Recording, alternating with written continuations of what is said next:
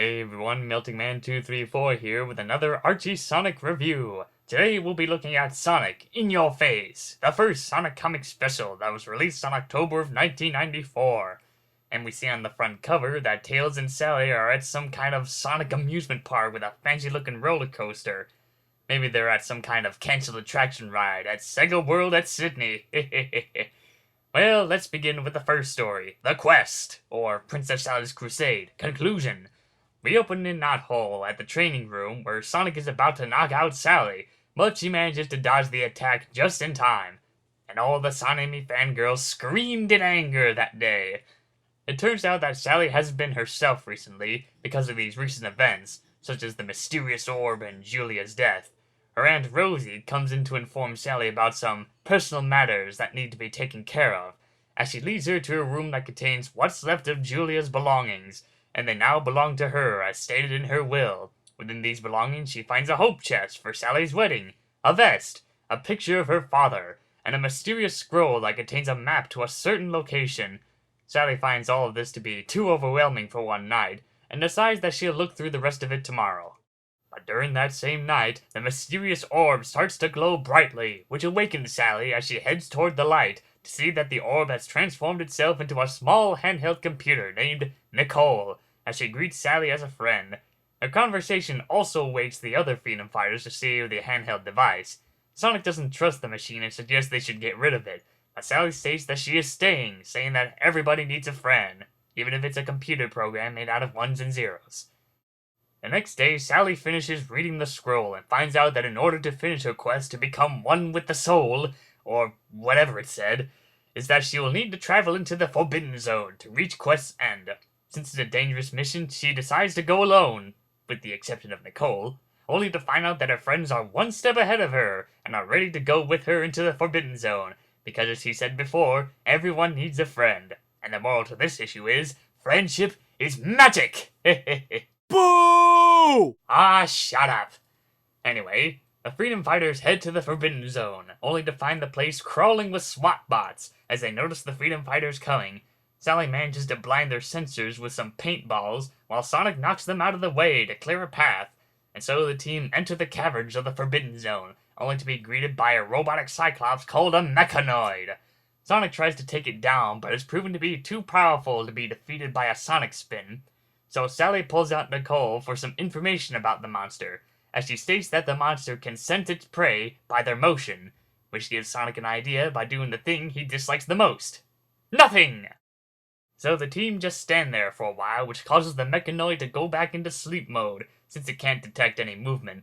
So with that obstacle out of the way, what's gonna be next? Another giant robot? No! A fire-breathing griffin! Yeah, bet you didn't see that one coming.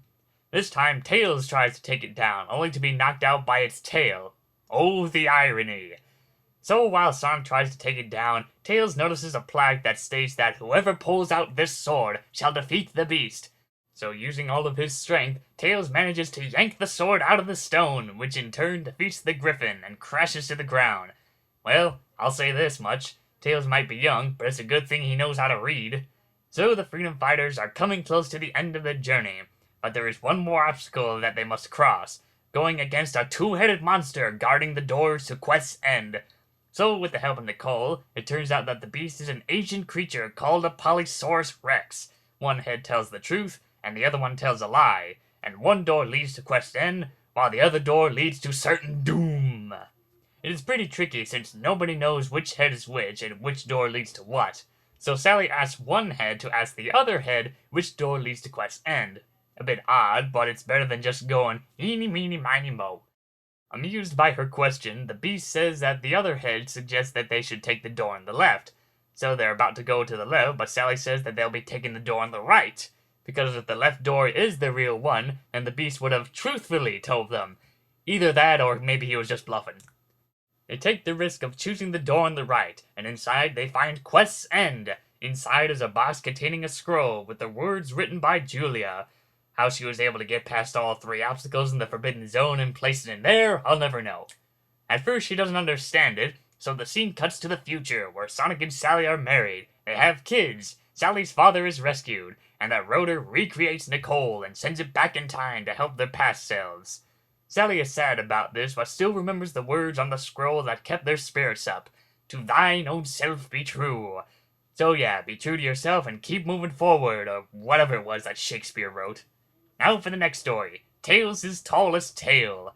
Tails is on his way to a Sonic fan club as a special guest and decides to go through a forest, and ended up falling in a lake after being startled by a frog. So he makes his way to the convention filled with booths and many Sonic vans. Of course, this is a kid's comic, so of course they would design the fan club to look like this. If they wanted to show what it really is, then it would look more like this. He's greeted by Sheldon and Posey, executives of the convention, as they lead Tails to the podium so that everyone can hear his speech. Unfortunately, Tails didn't prepare for a speech, so using his quick thinking, he makes up a story about when he was on his way to the convention, only to get into an epic battle with one of Robotnik's creations, Toadzilla! Roar! Ribbit! He goes on about how he was piloting his plane and battles the monster one-on-one, but during this whole speech, Robotnik himself shows up to the convention, in one of the strangest and probably stupidest machines yet, as he plans to destroy the convention and roboticize all of the Mobians attending it. Tails decides to be the hero for once, and for real, and tries to stop Robotnik, but due to his daydreaming, he is easily knocked out by Robotnik's machine.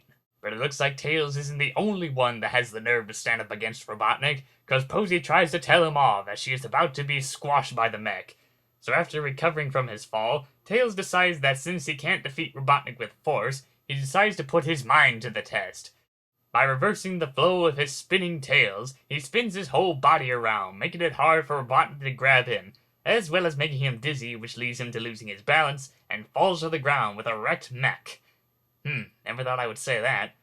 So Robotnik flees, and Tails is praised as a hero for saving the convention, as well as getting a kiss from Posey. Wonder if that'll be the beginning of a relationship. Of course not, because he's getting married to Mina in the future. Well, even though that's in an alternate universe. There's also a third story called Mirror Zone, which is just Sonic and Tails discovering a machine with letters spelled backwards, in which Rotor tells the readers to put the comic up to a mirror to read the secret message. And yeah, it's a bit cheesy. There are also some posters in the comic, but other than that, that's about it for Sonic in Your Face. The first story is a good conclusion of the Princess Sally crusade, as it ties both parts into the final. This is also the first time Nicole is introduced into the series, and given a bit of backstory to where she came from. We really didn't see that in Sad AM. She was just thrown in there with no given explanation. Of course, they did have plans to talk about her origins in Season 3, which never happened. This issue also introduces the alternate future universe. That would be briefly seen a few times in the future, as well as leaving people guessing whether it is the real future or not. So in a nutshell, this story feels a bit like a Sad AM episode, with its pretty good and decent pacing. The other story is a cute one. We actually get to see Tails in a solo adventure with no help from Sonic, Bunny, or any of the other Freedom Fighters. Although I still think Robotnik should have built a better robot than that stupid hunk of junk. It's short but nice. Just a story for the Tails fans. And fangirls. My one complaint about the comic is that there was no Sonic amusement park like it showed us before. The cover lied to me! But anyway, it's a good issue for being their first 48-page special. Well, that wraps up this Archie Sonic review. So this is Melting Man 234 signing out.